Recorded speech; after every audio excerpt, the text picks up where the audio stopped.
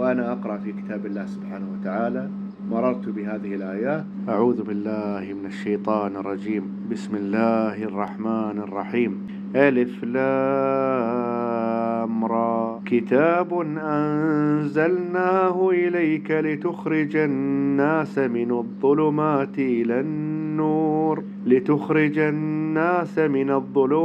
إلى النور بإذن ربهم إلى صراط العزيز الحميد.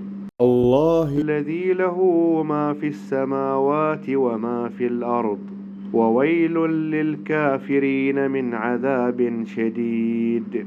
الذين يستحبون الحياة الدنيا على الآخرة ويصدون عن